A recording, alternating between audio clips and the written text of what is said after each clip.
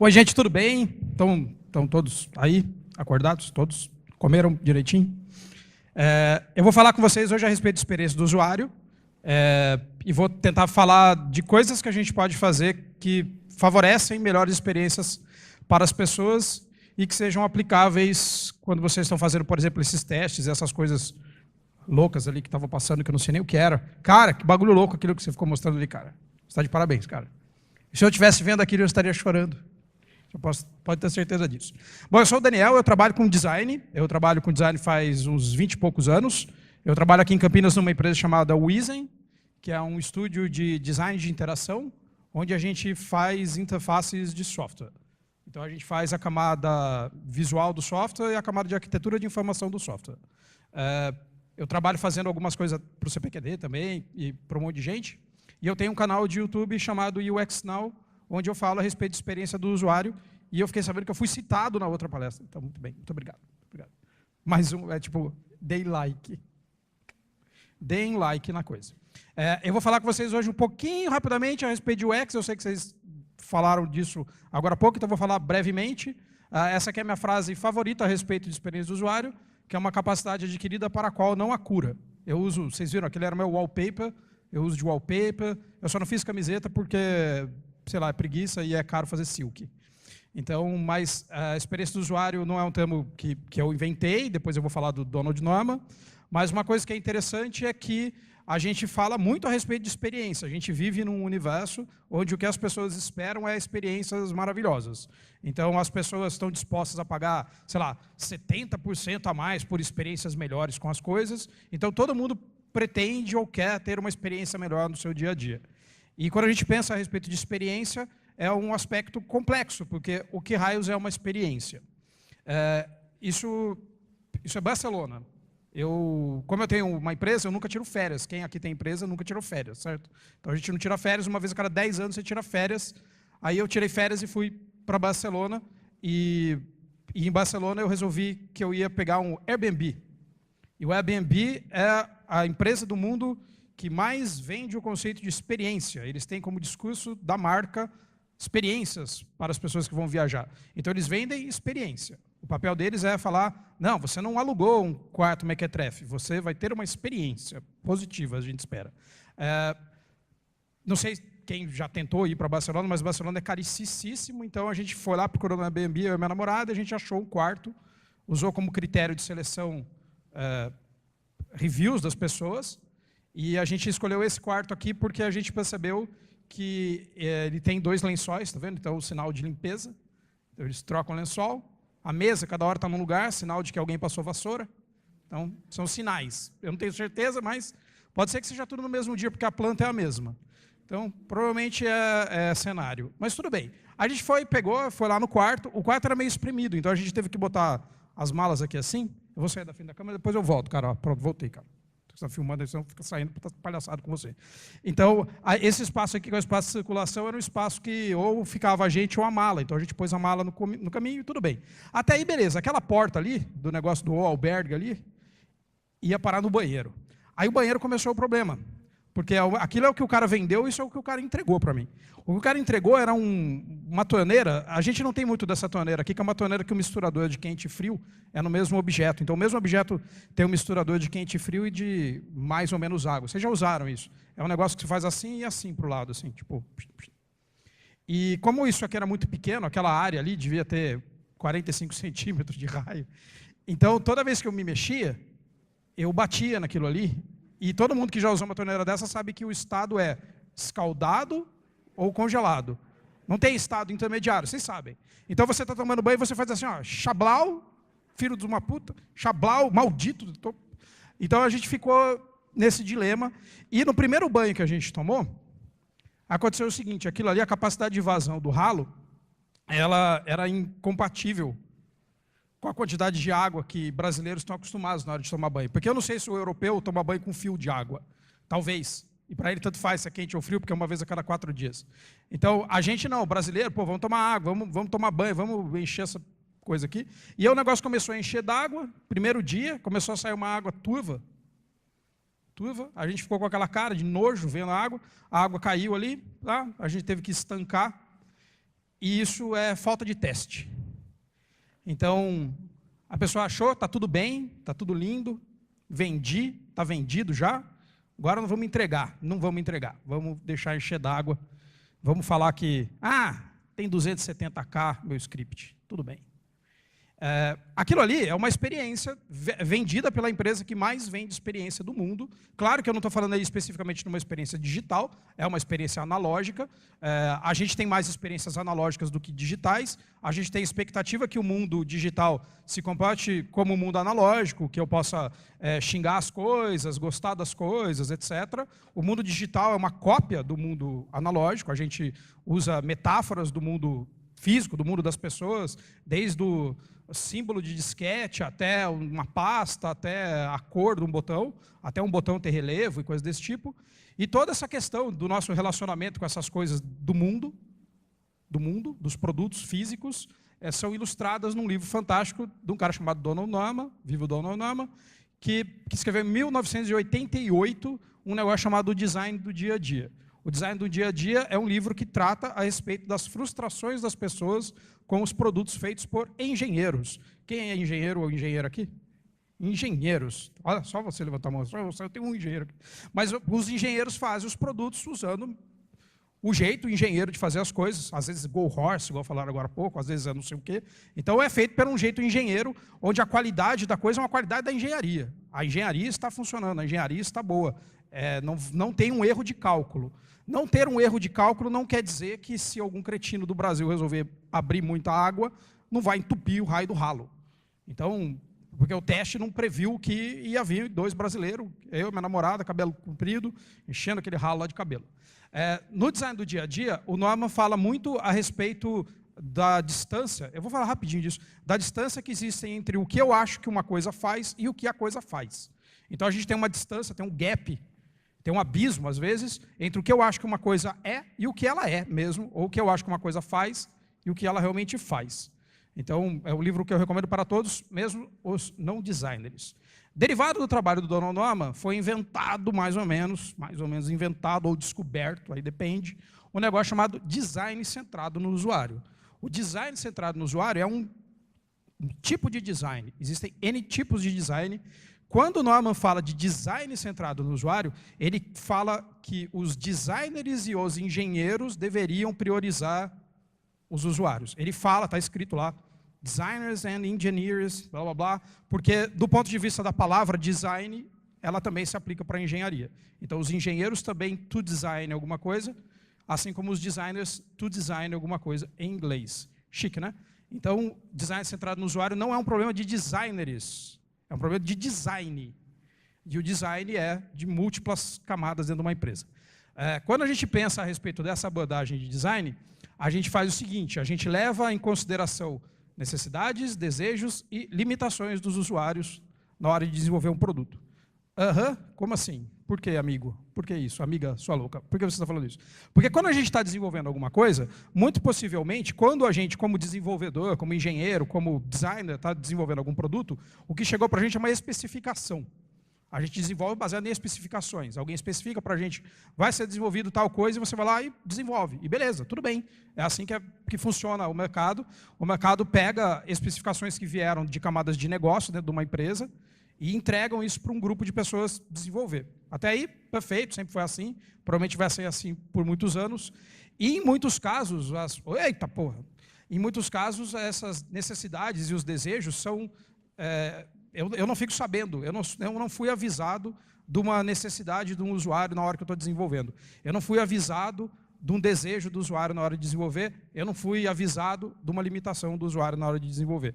Eu não estou falando nem especificamente a respeito de acessibilidade, acho que é um assunto interessante, mas não é nem especificamente, mas vários usuários de vários tipos, de várias idades, de vários gêneros, de várias alturas, tamanho de pé e de mão, usam as coisas que a gente faz e, às vezes, eles têm limitações temporárias ou permanentes com relação ao uso do que a gente desenvolve. Então, quando a gente pensa em design centrado no usuário, a gente pensa em alinhar esse tipo de entrega com entregas que sejam mais compatíveis com as pessoas, para que as pessoas não façam essa cara quando elas recebem o produto.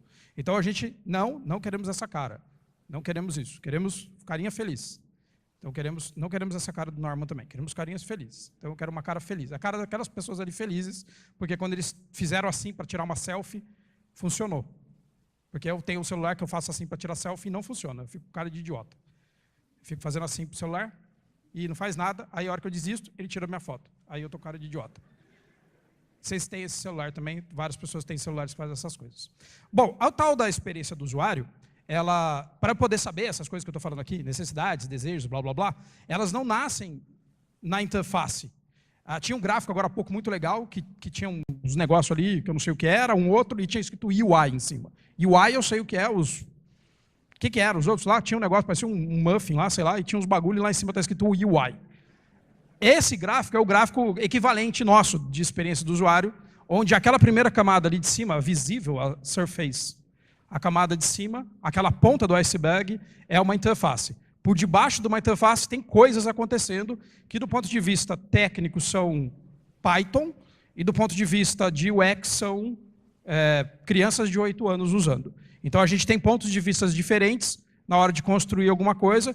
Isso que a gente constrói como designer é derivado de estudo de campo, definição de estratégia, escopos bem definidos, de, olha, quem são as pessoas que vão usar isso em que contexto, esquemáticos, olha, essas partes se correlacionam desse jeito, esqueletos, os botões ficam nessa posição na tela e não devem ficar em outra posição na tela, que foi o que eles estavam comentando no teste, como é que era o nome? Teste de regressão visual.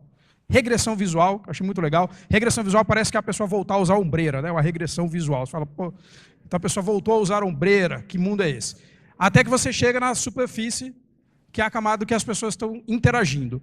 Quando a gente interage com um produto qualquer, a gente só interage sabendo que existe superfície. A minha namorada, quando interage com o WhatsApp, não quer nem saber se existe API de WhatsApp. Ela é veterinária, ela não está nem aí se existe uma API, dane-se uma API. Ela interage com um botãozinho que clica e manda um áudio de 4 minutos para eu ficar ouvindo. Então, isso é ela interagindo com a camada do produto que as pessoas criaram. Então, a gente não tem, como usuário das coisas, preocupação nenhuma com todas essas coisas que vocês têm que garantir que vão estar funcionando. Então, nenhuma, eu não tenho. Eu só quero clicar no botão ali e saber que se eu mandar apagar a coisa, vai apagar a coisa. Então, quem propôs isso foi o Garrett, é o mesmo cara da frase lá do começo. Então, o Garrett tem um livro chamado Elementos da Experiência do Usuário, onde ele propôs esse gráfico, acho que em 2002. Coisa velha, tudo coisa velha. Não tinha isso aí de React. Enfim, quando a gente pensa a respeito de como que eu posso garantir melhores experiências para as pessoas, existem várias propostas. Existem propostas que são checklists, às vezes, que são testes, às vezes, que são N coisas. Então, existem propostas de como que eu posso garantir que um usuário naquela ponta não vai ficar frustrado quando ele for usar um serviço, um produto, um app, um site, uma API, ou sei lá o quê. Essa aqui é a lista mais comum, mais famosa dessas propostas. A gente chama de heurísticas do Nielsen. Claro que vocês não vão decorar ela aqui, nem nada, não é o caso, é só procurar heurísticas do Nielsen. Heurística quer dizer que é uma ideia que, na falta de qualquer outro método de testar, eu vou usar esse. Então, a palavra heurística vem do mesmo lugar da palavra eureka, tive uma ideia, então é uma ideia. Essas são ideias de como eu posso garantir que um sistema X que eu fiz vai estar bom. Isso é velho, tá? Isso é super velho. Alguém já tinha visto, ou viu, ou usa em algum lugar, já deve ter visto, às vezes no IHC, sei lá. Então, isso é heurísticas de Nielsen. Normalmente, essas heurísticas, tem 3 aqui relacionadas a erros de sistema. Quem acha as relacionadas a erros de sistema aí? Ó, reconhecimento de erro, ajuda, prevenção de erro. Então, tem várias coisas que são relacionadas ao fato de que as pessoas vão usar o sistema de maneiras absurdas. Uau! E os testas simulam essas maneiras absurdas. Eu já vi uma vez, num projeto que a gente trabalhou, o tester fazendo coisa que falava, gente, eu não imagino um usuário normal fazendo isso que esse cara está fazendo, mas deve ter. E deve ter muito pior. Mas quando é um usuário normal, ele faz muito pior. Aí, assim, uau, você está bebendo água por baixo do copo mesmo. Então, a primeira coisa, assim, eu não vou falar todos esses, eu vou dar uma visão geral, assim, e depois eu vou falar como que a gente poderia aplicar isso.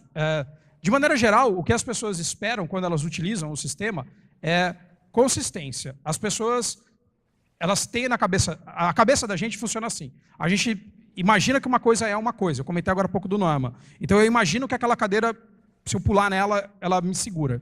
Aí eu testo. e aí ela me segura ou não, ou quebra. Se ela quebra, eu falo, eita, nunca mais eu vou tentar fazer isso. Se ela me segura, eu falo, oh, que legal, vou fazer naquela outra também, porque me parece ser igual. Aí eu espero que aquela segunda cadeira ali faça a mesma coisa que a primeira cadeira, e que aquela também, que aquela também, que aquela, e essas outras meio Charles Ames aqui, não.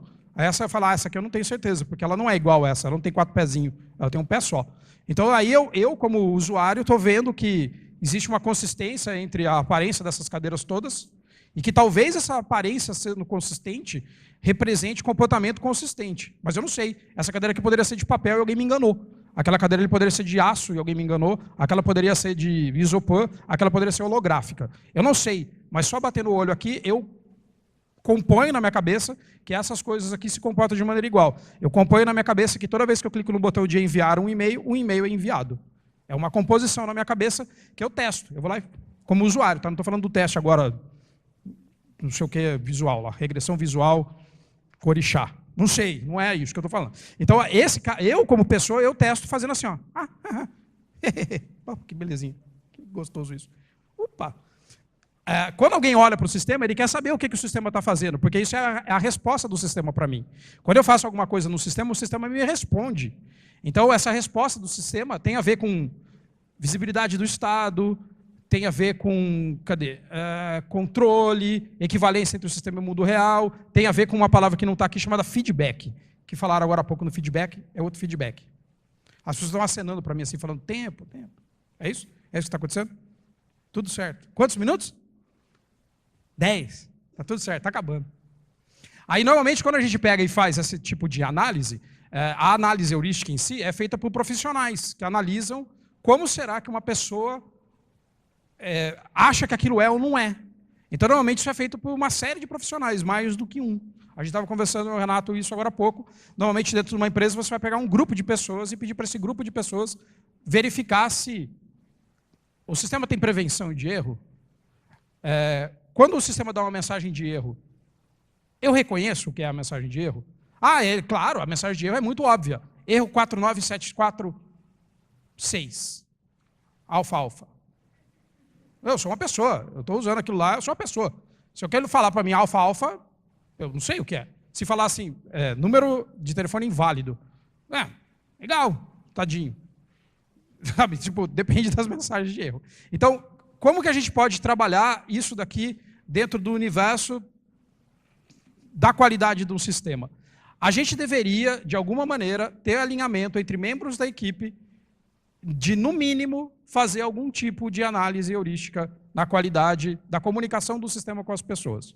No mínimo, um sistema deveria dar retornos para as pessoas que sejam reconhecíveis pelo grupo de usuários e não pelo grupo de programadores. No mínimo, um sistema deveria parecer com o sistema do concorrente e não querer ser inovador só porque eu sou o Zé Graça. Então, no mínimo, um sistema deveria ter coerência entre aquela tela lá, que aquela equipe lá que estava fazendo em Java fez, com aquela outra equipe lá que estava fazendo em PHP fez. Então, no mínimo, deveria ter comportamentos parecidos, senão eu vou ter aquele problema da cadeira, que eu não sei mais se essa cadeira é ou não é assim, e quando eu não sei mais, eu não confio em cadeira nenhuma. Então, se eu não sei se a cadeira aguenta meu peso, eu não confio mais em cadeiras. Então, isso daqui é uma listagem de coisas. Eu fiz uma... Eu vou só fazer assim... Eu odeio aqueles bullet. Opa, aí, desgraça. Eu fiz uma outra lista. Essa não é aquela lista. Essa é uma lista particular. Eu, junto com o Denis, que bolamos junto isso. É uma lista de coisas também que eu deveria fazer no sistema. Tem coisas aqui que são de camadas que não são da camada da engenharia, não são de camadas da construção. Mas eu deveria sempre fazer uma análise antes de fazer um sistema para saber como as pessoas estão acostumadas a interagir com uma tabela filtrada. Não, mas eu acho que uma tabela filtrada... Não. Como as pessoas agem com tabelas filtradas. Eu deveria fazer uma organização de feedback do usuário e não pegar um monte de ticket do suporte e só ficar respondendo como o ticket de como tipo a pessoa liga lá e fala no suporte: eu não consigo botar a senha. Aí você fala assim: não, é porque a senha tem que ter 200 caracteres e 12 desses caracteres não podem ser repetidos e não sei o que, não sei o que, não sei o que. Tá. E aí a pessoa do suporte considera isso como resolvido. Eu resolvi a vida do meu usuário, porque eu falei para ele que era só escolher uma das 200 caracteres, mais não sei o quê. Isso é mentira, isso não resolve a vida dos usuários. Então, a gente tem que organizar os feedbacks dos usuários e ver se não tem oportunidade de melhoria, de usabilidade, de comunicação, etc. com isso. A gente deveria criar personas, tal. Isso é coisa de designer. Designer adora criar personas. Personas, user stories. É coisa chique. A gente deveria fazer fluxo de navegação antes de implementar, blá, blá, blá, blá, blá. Depois vocês tiram a foto aí, sei lá, mandam um e-mail para mim, eu mando para vocês. Mas aí tem uma coisa aqui, que está ali em algum lugar, ali, deixa eu ver, pega, ali, testes com o usuário. A gente deveria fazer, eu quebrei o bagulho, testar com os nossos usuários e não só testar puramente as coisas usando mecanismos de teste. Sério, eu vi aquele negócio lá do Muffin, eu não posso testar com o usuário as coisas lá de baixo, eu não posso. Eu só posso testar com o usuário interfaces. O usuário só vê e entende interfaces das coisas. Então, sempre que eu vou testar com o usuário, eu vou testar uma interface. A proposta, quando a gente trabalha em métodos mais dinâmicos de trabalho, é que você possa testar protótipos. Deixa eu ver aqui, protótipos. Planeje, blá, blá, blá, não sei o quê. Aqui, prototipação. Tá ali. Então, eu deveria fazer protótipos e testar com as pessoas antes de eu sair codando no estilo de código que você quiser, Percam, blá, blá, blá, e não sei o quê. Não. Será que faz sentido para um usuário ter uma tabela filtrada? Não sei. Vamos mostrar para ele usando um papelzinho. Então, aí você mostra um papelzinho para ele e testa com ele para saber se isso é ou não é o que ele acha da cadeira, o que ele acha que vai acontecer.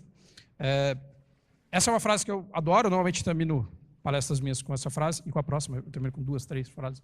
É assim, os nossos clientes não estão fazendo as mesmas coisas que a gente. Todas as pessoas que fazem a mesma coisa que a gente faz são nossos concorrentes, eles estão trabalhando com a gente. As pessoas que entendem o que é pair programming estão programando. Elas estão programando lá. A pessoa que sabe Scrum, trabalha no time de Scrum. Minha namorada não sabe o que é Scrum. As pessoas que jogam rugby sabem o que é Scrum, fora os que fazem Scrum. Então, assim, não adianta eu ficar encarando que tudo que eu estou fazendo é equivalente ao que tudo que meus usuários vão fazer, porque não é verdade.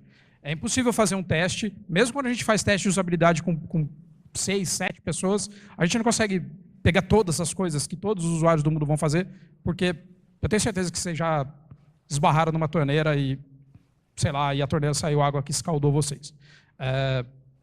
Fim, está acabando.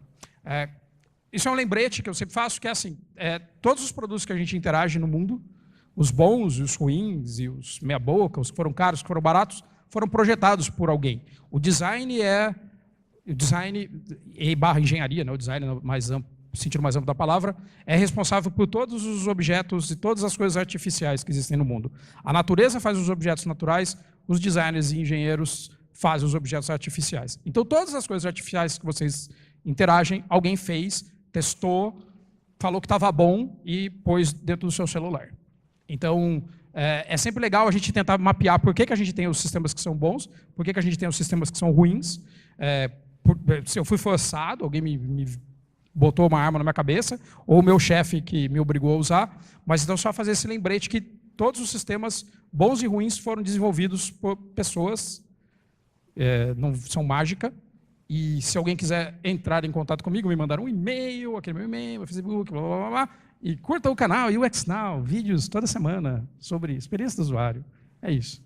É isso, gente. Então, testem com os usuários. Deixa eu voltar aqui, porque isso aqui é o que importa. Ó. Sempre testem com os usuários. Obrigado. E é isso. Deu tempo? Ó, 2 minutos. Ó, acabou. Pronto. Tchau. Ó, aqui, ó, aplausos.